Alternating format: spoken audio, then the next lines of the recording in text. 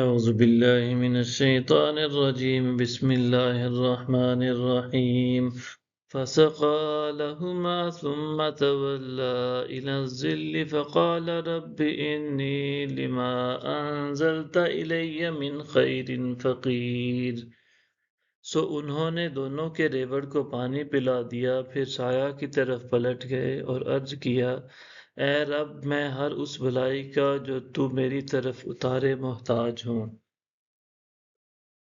فجاءته إحداهما تمشي على استحياء قالت إن أبي يدعوك ليجزيك أجر ما سقيت لنا فلما جاءه وقص عليه القصص قال لا تخف نجوت من القوم الظالمين۔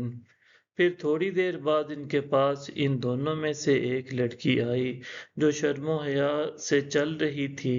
اس نے کہا، میرے والد آپ کو بلا رہے ہیں تاکہ وہ آپ کو اس محنت کا معاوضہ دیں جو آپ نے ہمارے لیے بکریوں کو پانی پلایا ہے۔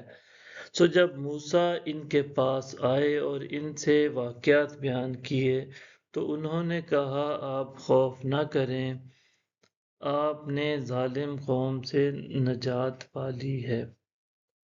قالت احداهما يا أبت استأجره إن خير من استأجرت القوي الأمين۔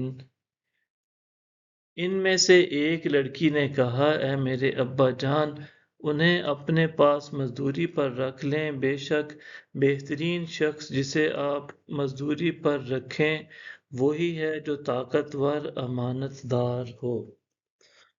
قال انی اريد ان انکحک احدی ابنتی ہاتین علی ان تأجرنی 8 حجج فإن أتممت 10 فمن عندك وما أريد أن أشق عليك ستجدني إن شاء الله من الصالحين۔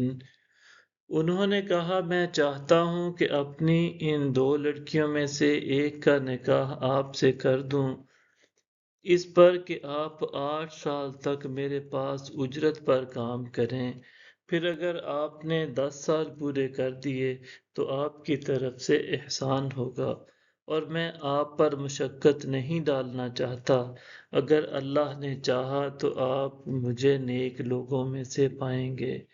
صدق اللہ العظیم۔